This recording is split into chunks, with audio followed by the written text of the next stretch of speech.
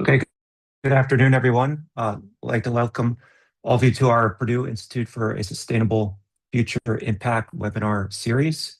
And our speaker today is Professor Elliot Gall from Portland State University, and he'll be presenting on indoor air pollution during and after regional smoke events.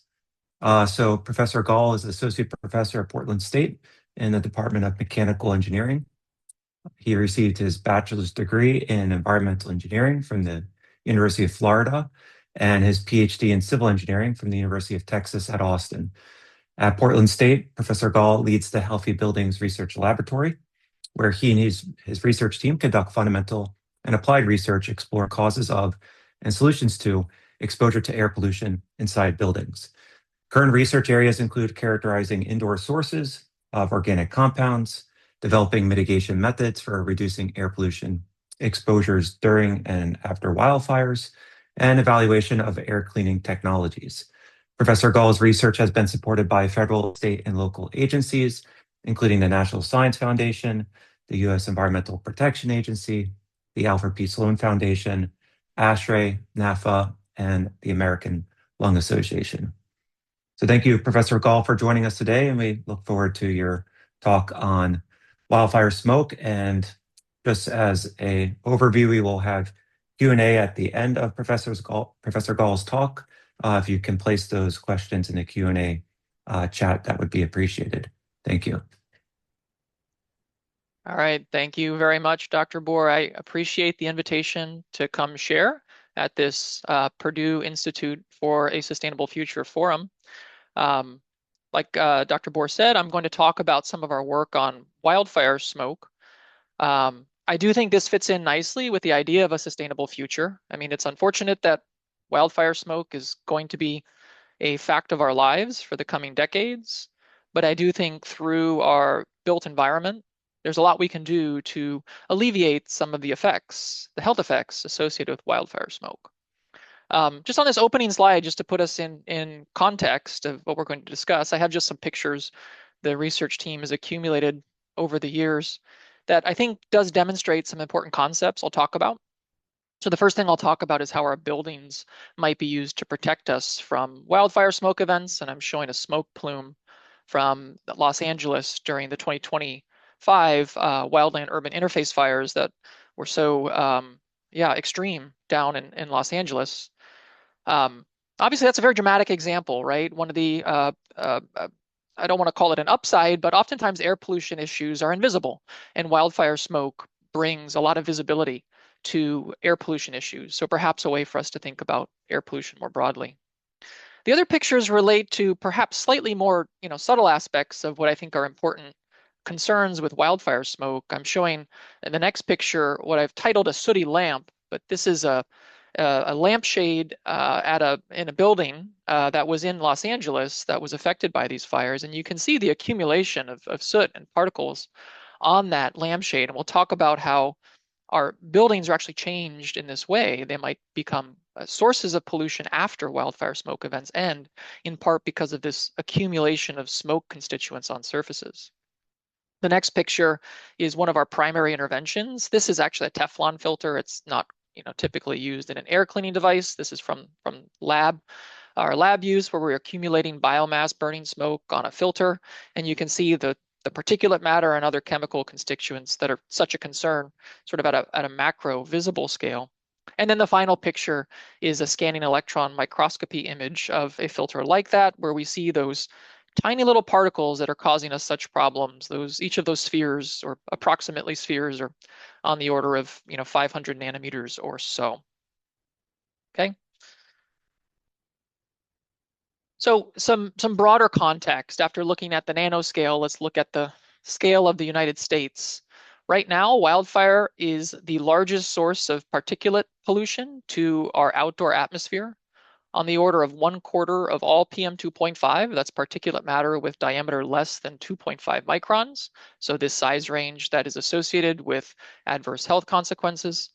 Right now, 1/4 of our PM2.5 is coming from wildfire smoke, and that's changing quite rapidly. You can see in this plot the fraction of smoke or PM2.5 that's coming from smoke on the left back in 2006, and just how much that changed in a decade in 2016.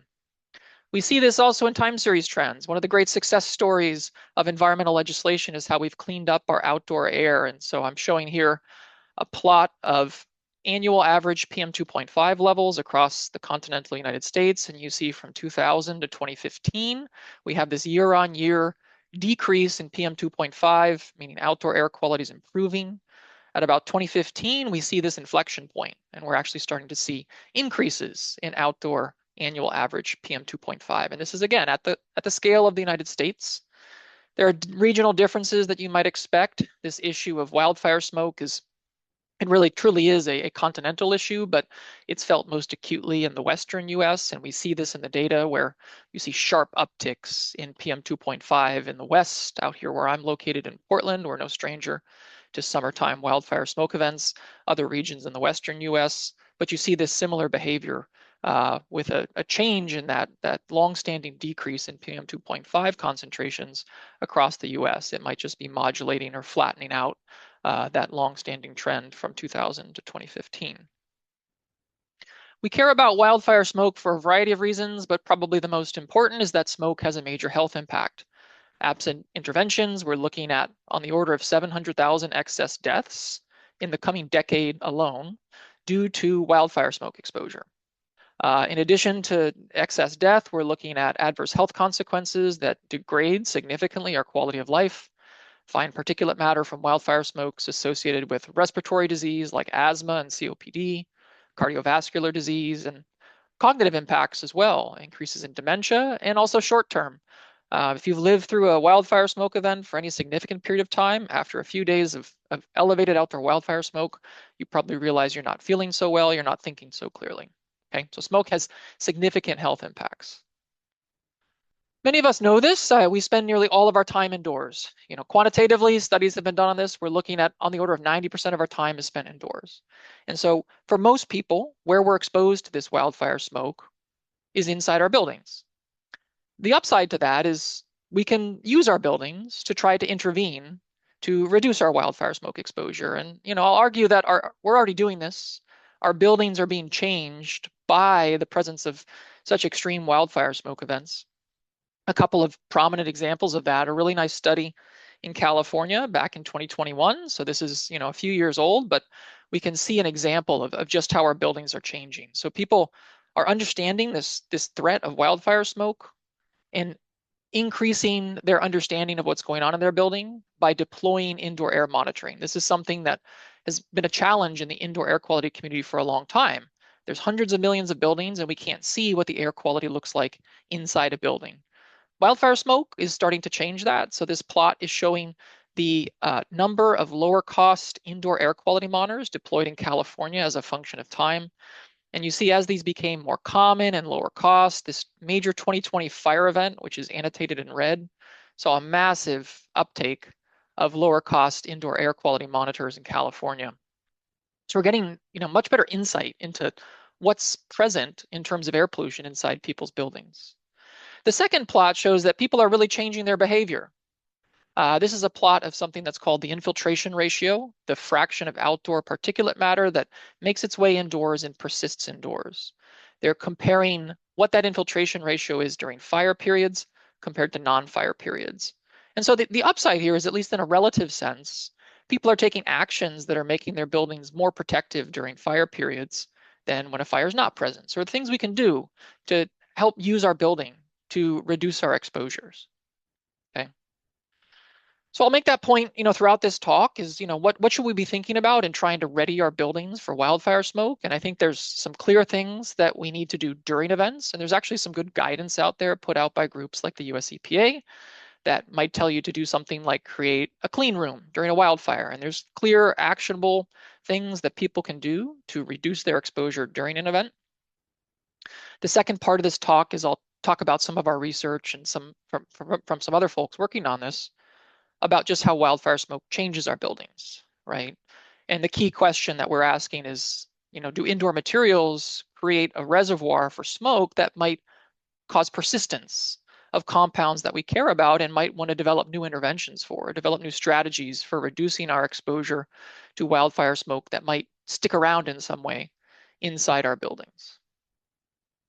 Okay, so I'll talk about a couple of our research projects recently that we've engaged on these questions. And the first, I want to give a lot of credit to a PhD student on my team named Brett Stinson, who's leading this work and really sought out a really unique data set looking at a particular kind of fire event called a wildland urban interface fire. These are increasingly frequent and severe in part because we're starting to build more in the wildland area. Around 32% of homes are built in this wildland urban interface in the United States. So as fires become more common, we should expect that more of them might burn not just biomass, but also anthropogenic materials like structural materials.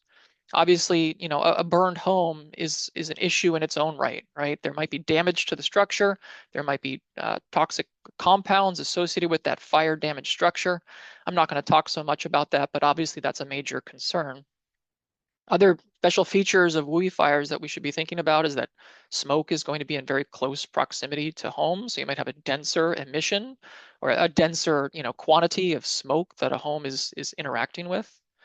And because we're burning anthropogenic materials, there's some evidence to show that WUI smoke might be, even more toxic than biomass burning smoke. So we really need to think about our interventions for WUI fires, and I'm going to talk about portable air cleaners, what I'll abbreviate PACs, really have a key role in trying to reduce exposures broadly from fires and smoke. But in this case, we'll talk about a study in Los Angeles where we have some really interesting data that addresses these issues I'm highlighting here. It's hard to understand interventions when events are unanticipated. Even if we know fires will occur, we don't know when and what direction the wind will be blowing. And so the studies of, how effective our interventions can be difficult to plan. So that's where these increasingly dense sensor networks become very important. So one common lower cost sensor is what's called a purple air. Those blue squares there are particle measurement devices in a PVC end cap. They're relatively low cost, easy to install, and they've been distributed really around the world. So a really important, continuous monitoring network with very high spatial resolution.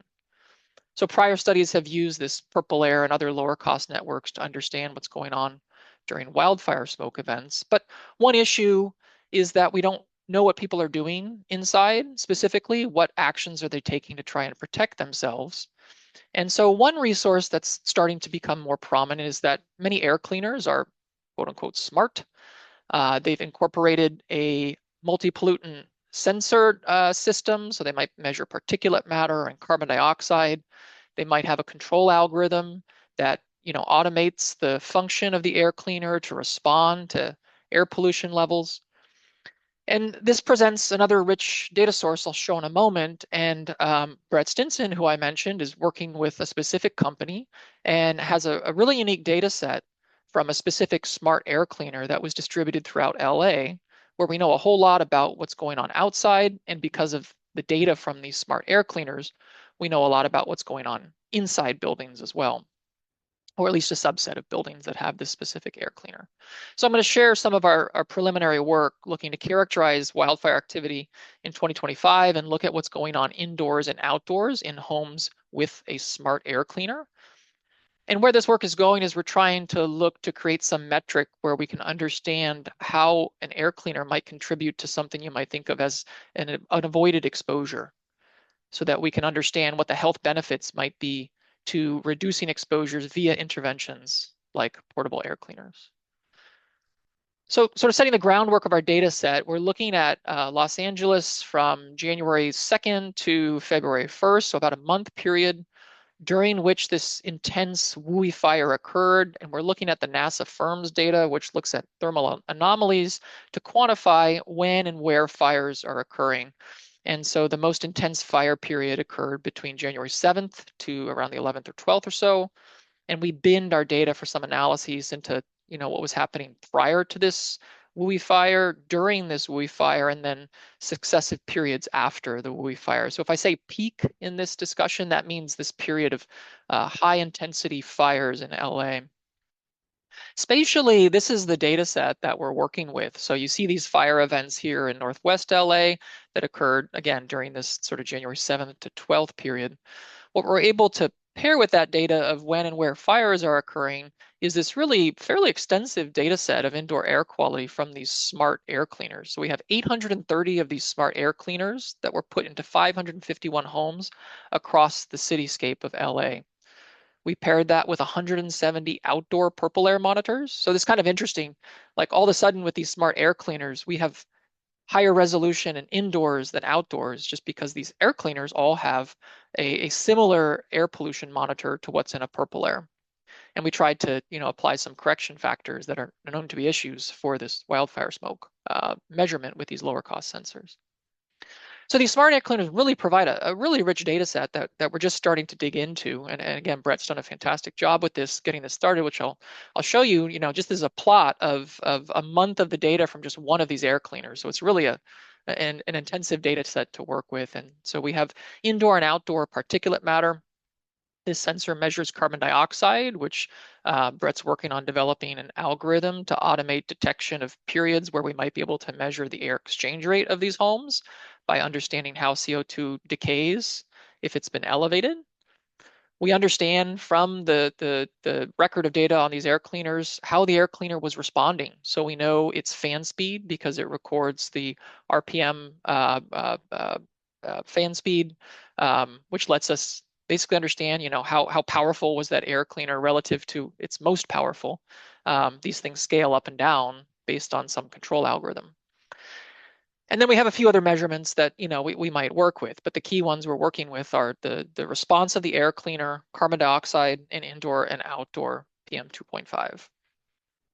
So, looking at the absolute data, meaning, how much PM 2.5 was outside and how much was inside in these homes, I think the high level takeaway is that these air cleaning devices are keeping homes fairly protected.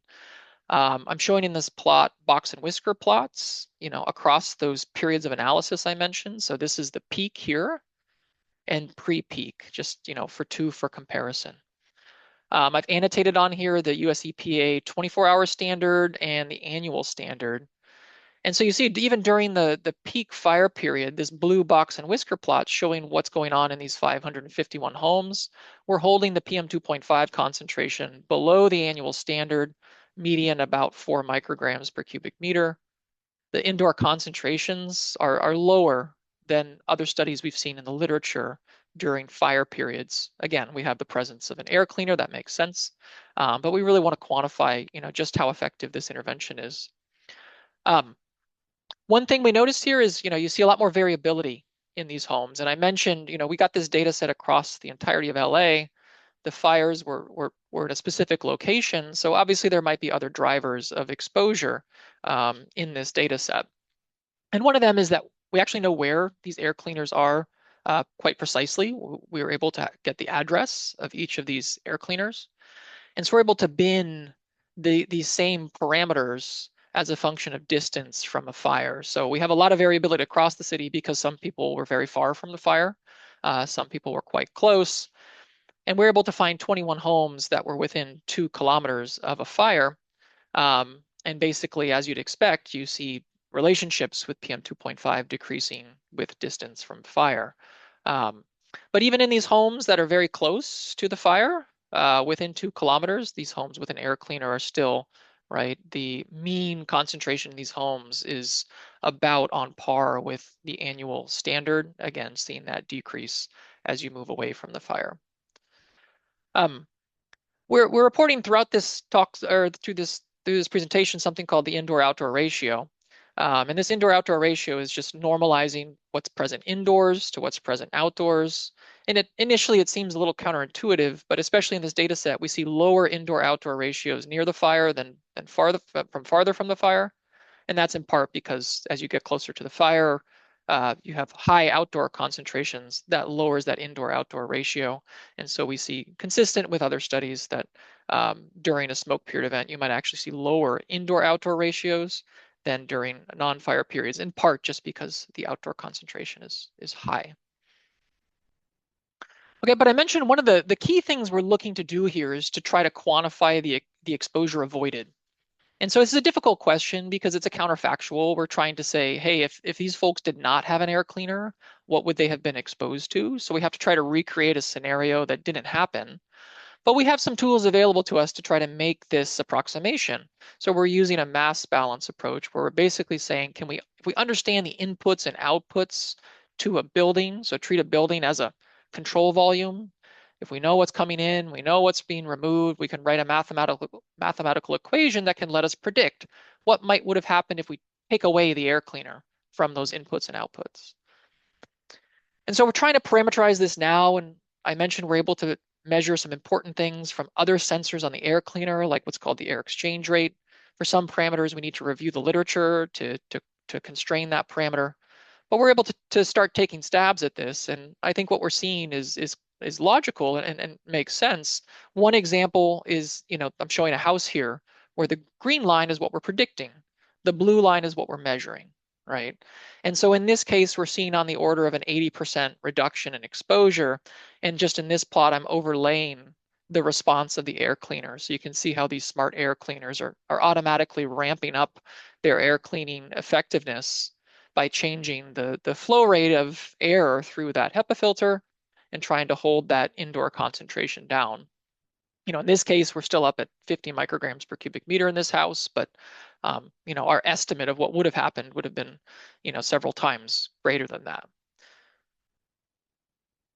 We propagated this over the 551 households that have a portable air cleaner, and we used what's called Monte Carlo simulation to try to acknowledge that we have significant uncertainty in an exercise like this. We can't go out to 551 households and measure all the parameters we need, but there's been a lot of work done on these kinds of things in the indoor air quality community over the years, and so we're able to get some idea of how might these parameters all range.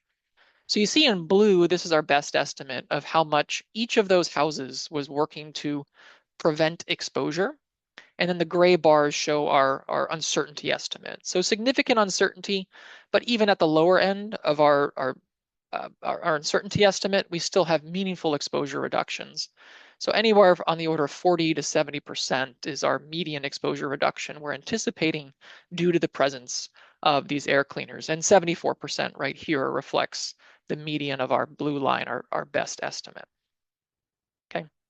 So portable air cleaners really are essential for reducing PM exposure during wildfire smoke events. And I won't go into this in detail, but one thing I think we need is good data on how a variety of air cleaners perform for the specific challenge of wildfire smoke. There are some unique features of wildfire smoke that might make it a little different than other challenges we use to test air cleaners.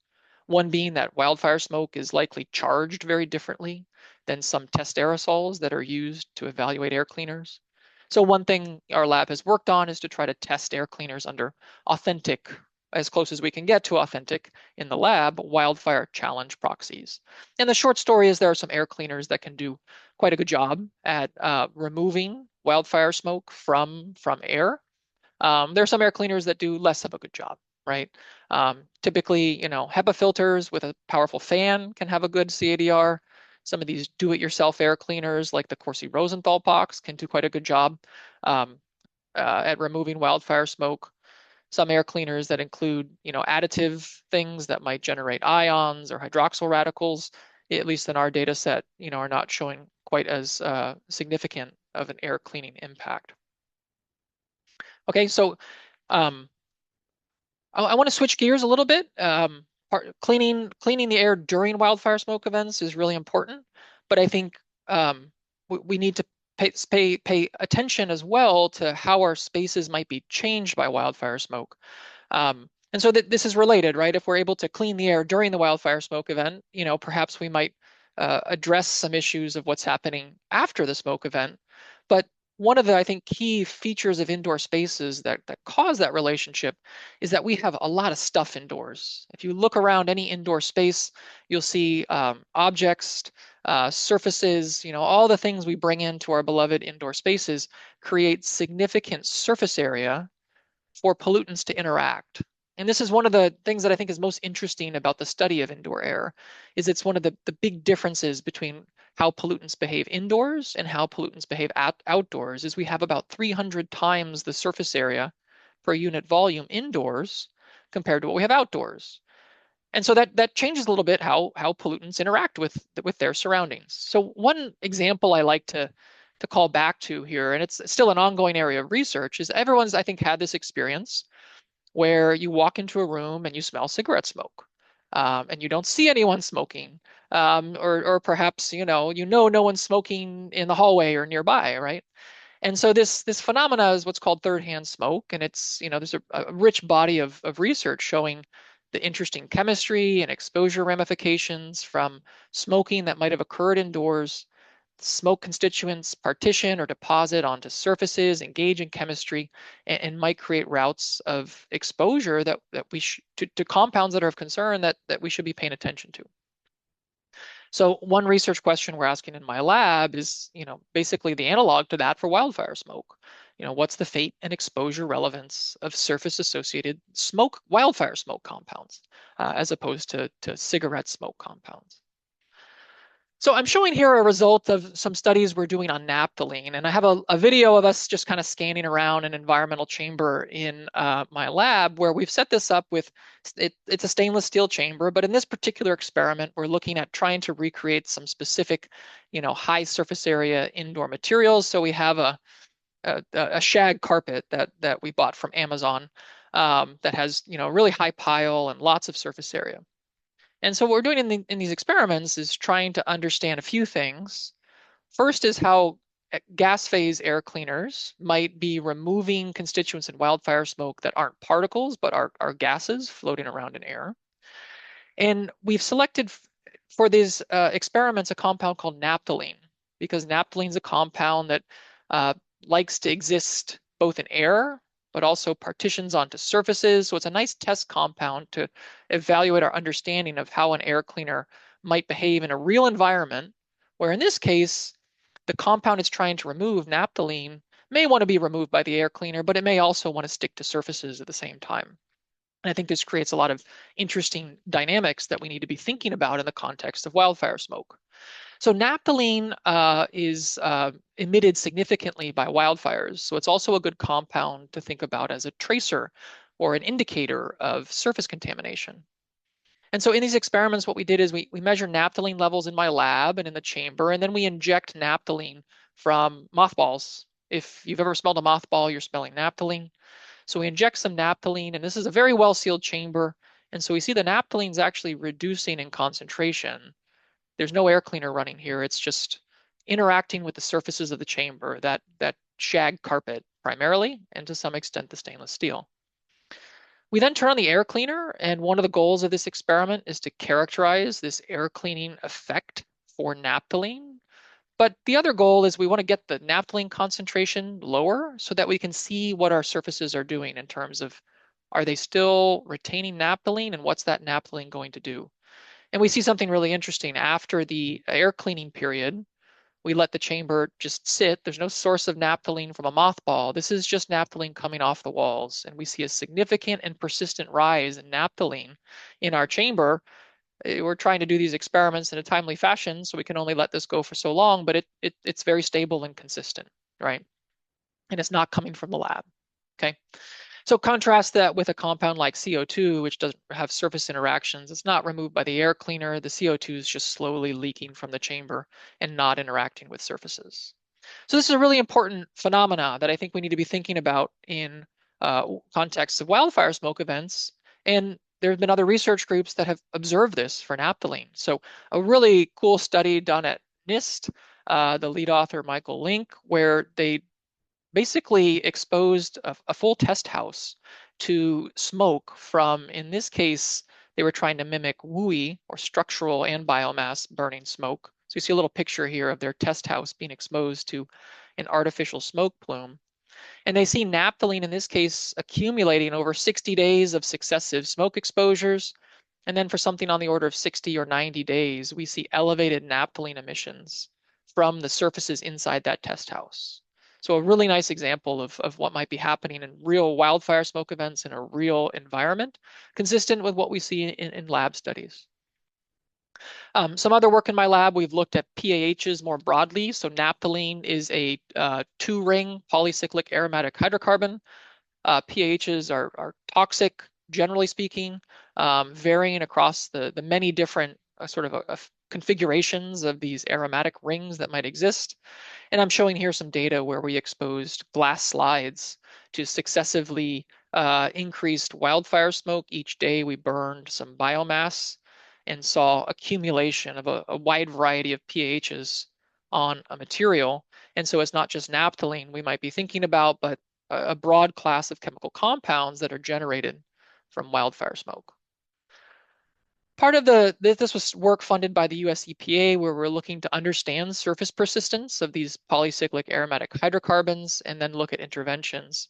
This is a similar result to what I showed previously from that study by NIST, where we exposed 3 different materials, glass, cotton, and filters, to wildfire smoke, in this case for 1 day, 8 hours of wildfire smoke. And then we measured the mass of polycyclic aromatic hydrocarbons, pHs, on these materials at something like 8 or 9 events over 120 days or so.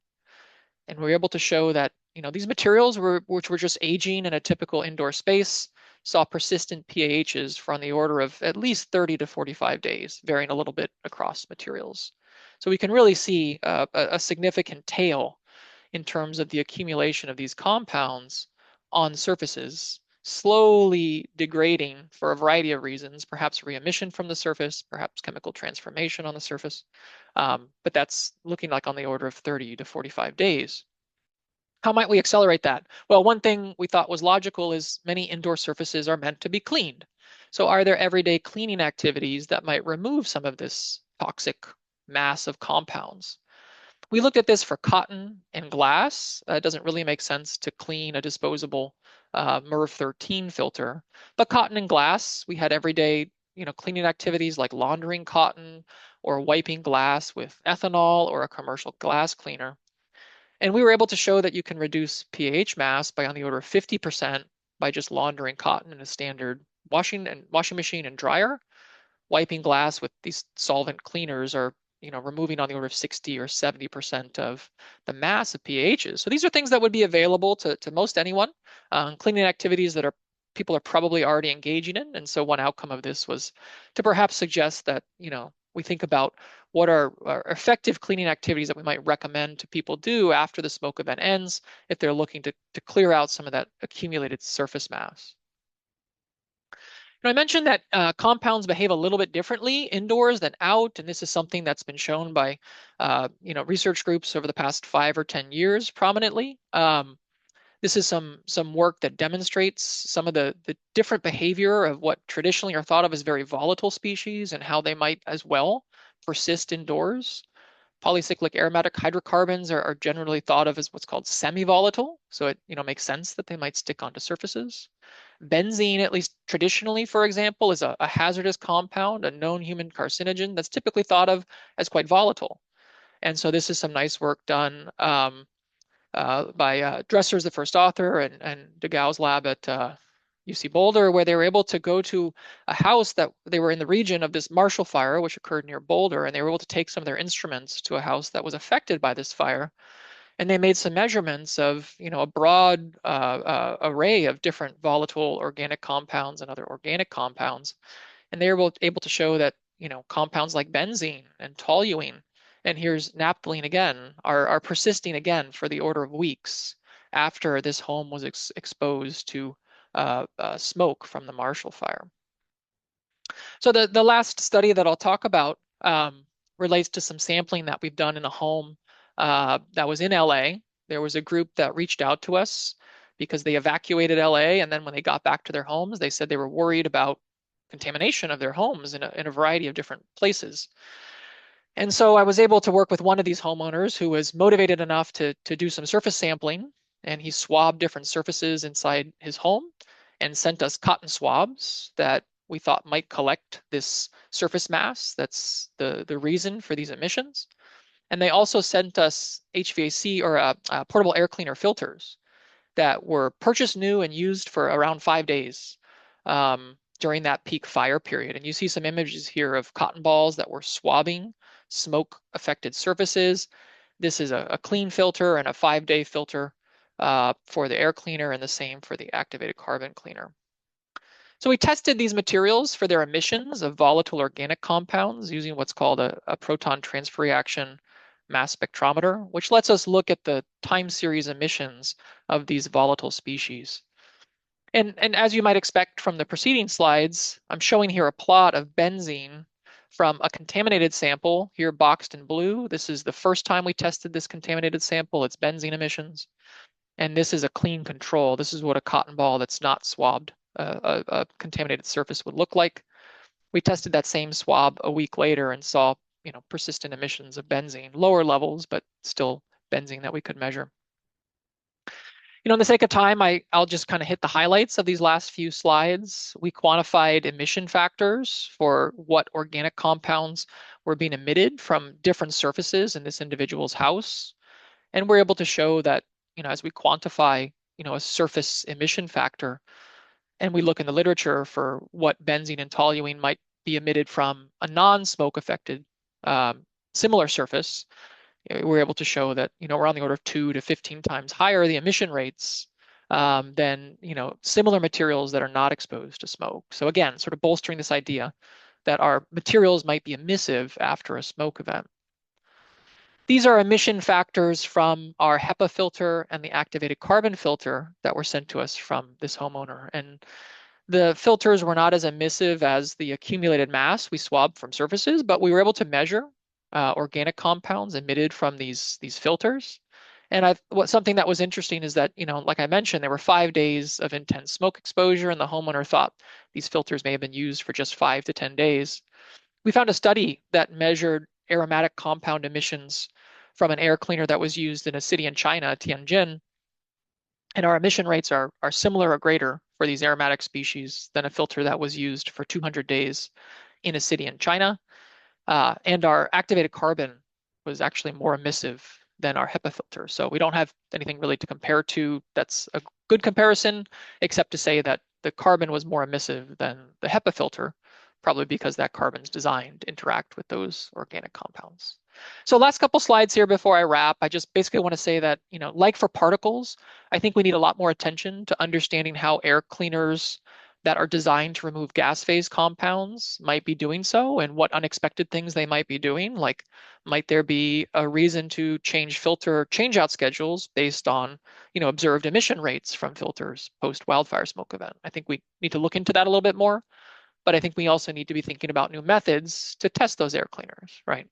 And that's something we're working on in my lab. And the last result I want to show speaks to that. And I think some of the potential of, I think, why a little bit more attention is warranted here. And these are experiments that we ran just last week, and I really wanted to include them. So I'm glad we were able to get them finished. But what we're trying to suggest is that, might you prevent surface contamination by running an air cleaner that removes a gaseous compound when it's emitted? So again, we're back to our compound naphthalene here, where we injected naphthalene under 3 different conditions with no air cleaner, with an air cleaner running modestly. This is like on the low setting of the air cleaner, and then the highest setting of the air cleaner. So that makes sense, right? Our air cleaners removing the naphthalene, and we have lower concentrations through time as we increase the air cleaning strength. But the real sort of purpose of this study was then to demonstrate what might happen afterwards, right? So after we turn off this air cleaner, we see bounce back, right? The naphthalene comes off the surfaces and gets reintroduced into the air. And what we're able to show is that the strength of that bounce back scales with the amount of air cleaning during the event. So the idea here is, we've prevented surface contamination of naphthalene and reduced the amount of bounce back of that naphthalene after the air cleaning ends, right? So might we keep our surfaces cleaner by running air cleaning in an intelligent way that prevents the contamination? Maybe you don't need to clean your surfaces after a wildfire smoke event if you can keep them clean during the smoke event. Okay, but that's sort of down the road. We're still working on that. Okay, so just to wrap up, I think indoor spaces are crucial both during and after fire events for reducing exposure because our buildings are so important to us for exposure broadly. I think it's clear that PACs can reduce exposure during a smoke event, but I really love to see more data and smart sensors coming online to really let us understand this and hopefully quantify eventually what the health benefit might be to running these air cleaners during a smoke event. We know that our indoor surfaces create persistence through this interaction between compounds in the air and compounds on the plentiful surface area indoors. And I think there are ways we can think about using, again, portable air cleaners in a way to, if we understand those dynamics, to reduce our exposure to gaseous compounds during smoke events that are emitting things like naphthalene and other toxic PAHs. There might be benefits, after the event as well if we can keep those surfaces clean. Some ideas for future work, right? We always have, sort of the next step, but I think dermal exposure pathways are something to think about with, persistent compounds that are accumulated on surfaces. What does that mean for other pathways of exposure other than inhalation during and after wildfire smoke events? The last two are sort of related. Talking to homeowners after the LA events, there was a lot of talk of, I think the reason they reached out is they had a lot of questions about remediation. Contractors were offering, I'm going to come in and clean your home. Your home's contaminated. I want to help you and remove all that contamination. So there's a lot of need, I think, to understand what's being suggested and how effective it is and what might be the unintended consequences. So I think those are really important topics for future work. Obviously, this work represents the team here, so I really want to highlight Brett Stinson, who I've already mentioned. Emily Lay helped on that work. Orly Laguerre is no longer employed here, but she's doing great work down at Salk in California, and she did a fantastic job on many of the results that I shared. And then Casey Coughlin's working on this question of naphthalene and air cleaning. I want to acknowledge the US EPA, National Science Foundation, and NAFA for funding this work. And please, there's obviously time for questions now, but reach out to me at any time.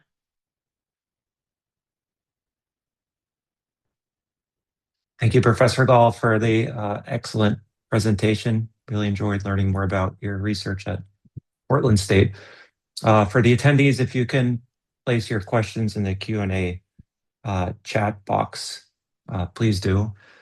I think I just have like a general question about the portable air cleaners, that if you were making a recommendation to a homeowner, let's say they own a single family house, variety of rooms, multiple stories, how many portable air cleaners might they need to purchase to protect themselves during a wildfire? Do you have recommendations on the placement of those portable air cleaners throughout the house? Yeah, it's a really good question. And there's not like a single, I think, perfect answer. I mean, with unlimited resources, you might specify an air cleaner in each zone based on things like the ANSI AHAM recommendation, which I think now it used to be, well, they have what's called a 2/3 rule. But I think for wildfire smoke, they've upped that to like a 1-to-1 rule. So for every square foot, 1 cubic feet per minute of air cleaning, what's called CADR, clean air delivery rate. Most people maybe don't want to buy. It was interesting, this Mila study, there were a few houses that had 7 of these units. So there are people who are buying conceivably one for every zone. I think if you're interested in investing in 1 or 2 portable air cleaners, I think it makes sense to prioritize places you spend a lot of time, like your bedroom, and perhaps beyond that, places where there might be common indoor sources, like near the kitchen if you can place it. If you have an HVAC system, you might consider doing something that can serve the whole house through upgrading the filter or adding some air cleaning to your HVAC system. That can obviously be a little bit more complicated to change out some component of your HVAC system. So you might need to work with an HVAC contractor for that. But I researched this, so I think about sort of the gas phase and particle phase side. So I generally recommend a unit that might have effective filtration and then also capability to remove gas phase compounds. Those units get pretty expensive, so I think for a more price sensitive option, these DIY air cleaners can provide significant air cleaning for particulate matter, and it's I think thought that particulate matter is the primary health concern. Like if you have one to choose, the health impacts are I think more strongly associated with particulate matter. So like a good Corsi Rosenthal box is inexpensive and does a good job at removing particulate matter. And other HEPA units with high clean air delivery rate can do a good job at removing particulate matter. Thank you. We have a question from Emily Monroe. Can you speak a bit more to how the PAH VOC capture and bounce back varies with different filter media or filter designs, such as HEPA versus GAC or something else? Yeah, I mean that's a really good question. This bounce back um, is the one. If just to make sure we're clear, this is um, significantly a result of the surfaces in the chamber, not the bounce back from the unit itself. Though, in this example, this particular example, the air cleaner was present, after we turned it off, but we have run experiments to show that, with the air cleaner in or out of the room, most of this bounce back is happening because naphthalene is being removed to the surfaces of the chamber. I did show later results that indicate that the filters themselves are emissive. So I think that's probably more the question is, how might some observation like this, right, where we measured emissions from different filters. Um, in this case, we didn't see naphthalene, and it could be that by the time we processed these samples, it wasn't there. Um, we weren't able to measure pHs from these filters with our PTRMS very effectively. And I guess the short answer is, how it varies as a function of different filter design and filter type. Um, I would need to do more work on that. I don't know. I suspect it will, as a function of, right, granular activated carbon is probably more strongly associating with things like polycyclic aromatic hydrocarbons. You would expect a different behavior than, if there is some emissions from, a fibrous, filter that might be made from, I think PET is a common filter material, right? So you would expect there to be differences, but I don't know enough right now to comment exactly on what that relationship might look like, but I would expect that, carbon would remove more strongly, um, and probably be more persistent, but it'll have more mass, right, than the HEPA filter, I would suspect. So I think there needs to be more work on that is really the short answer to, or at least my short answer to that. Thank you. We have another question. I was wondering what is the biggest gap in our understanding of indoor smoke exposure that currently limits effective policy or building design interventions? Hmm. Yeah, wow, that's a really good question. I mean, I think this is like so much bigger of a question than just, looking at um, things like portable air cleaners have a role to play. I think, the specific type of air clean has a role to play. But, I think that the biggest gap is, I would think, and this again is I'm not an expert in this area, but a little more on the behavioral side, trying to understand, how are people thinking about wildfire smoke? Where does it rank in their, risk level? There are things they're worried about. How do we get people the information they need to take action at a time where they, can respond and get the things they want and need? So I really think the communication and human behavior side is really important here, because, like I said, I think there are things that can and are being done at the larger scale, like how do we try to reduce the intensity and frequency of really extreme wildfire smoke events. I think it's another question, but I think because these interventions are focused on individual buildings, understanding people's motivations and priorities and why they are or not engaging in these behaviors that might protect them is crucial, because I do think this is an example where we know some things that could really help people reduce their exposures. I think getting them the information and understanding why they are or not, keen to engage in a certain way is really crucial. So there was an EPA sponsored, that some of the work I showed was, did a nice job of bridging those things in a EPA STAR grant that looked at, intentionally bringing in behavioral science with some of the technology side. So I really like to see that in that prior round of EPA STAR funding. But I think there needs to be more of that. Thank you. I have another question regarding kind of the contamination of indoor materials. And you mentioned this at the end about thermal exposure. Do you think this might be a significant route of exposure with respect to uh, clothing and bedding materials that may be contaminated during a wildfire smoke event? And do you have recommendations that if somebody were to come back into their house, should they clean all of their clothing and bedding materials, and what to do about things, for example, like fabrics on sofas and other items that you can't really wash Should you Yeah. steam clean those items? Same with your Yeah. floor, carpet, so forth. Yeah, that's a great question. I mean, I think there's a so definitely a need for more work on, what might you do for cleaning. I mean, obviously there's tons of things that are in your indoor space, but I think we can be, reasonable in sort of triaging surfaces that are of high impact. Um, for the question about, clothing and bedding, I think, we have some data that, from the slide I'm showing here that, laundering cotton, which obviously there's different fabrics, but one might, it's not a huge task to say maybe wash clothes you frequently wear and wash your bedding after a wildfire smoke event. Again, like I don't feel uncomfortable recommending that because you're probably doing that anyway. So perhaps consider doing that. If you evacuated your home, come back. That would be, I think, a very reasonable action. That's something you're going to do anyway. So wash up your frequently worn clothing and bedding. Um, as for other materials that aren't quite so straightforward, right? I mean, maybe it's a bigger task to, clean all your carpets, for example, right?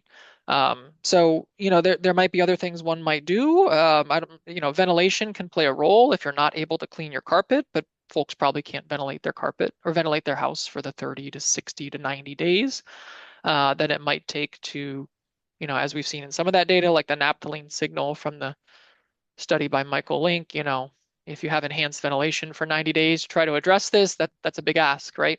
So I do think, cleaning other surfaces is something that I think should be studied and what cleaning activities are effective.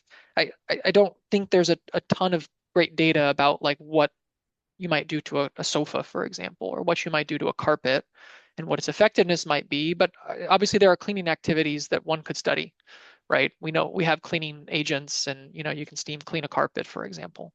So I think, before recommending that, I'd want to see some data. Um, I think there was also part of that question was, is it of health concern maybe? And, I'll mention that part of this study that I didn't show the results was we tried to do a scaling analysis to basically quantify like what is the magnitude of exposure. And what we're able to show is like in a constructed scenario in a bedroom, right? If you're sleeping in contaminated sheets and, there's some amount of window glass that just for the things we knew about alone, we're able to show that, this compound, benzoate which is a very highly toxic PAH, we could model that, from re-emission alone, and dermal uptake from being in contact with cotton, it did bring us above an equivalent inhalation exposure that's of long-term health concern. So over a lifetime, right? So it's not, at an acute level, but it does approach a level where you want to say, hey, this is, perhaps a source over a lifetime you might worry about. So I do think it could be, of concern. And I do think it's something that, especially if we can get interventions that are, don't involve a $50,000 contractor, maybe these are things that might actually be implemented to reduce our long-term exposure. All right, thank you. I don't see any more questions from the attendees, so perhaps we can wrap up. So thank you again, Professor Gall. I think this is very, very insightful and nicely highlighted your ongoing research and excellent work. And I think kind of merging the field work with the laboratory characterization, looking, at the fundamental mechanisms that really govern our exposures and, practical solutions here to protect ourselves during wildfire smoke events. Thank you. Yeah, thank you. I appreciate the opportunity to Brandon and the ISF. Thank you.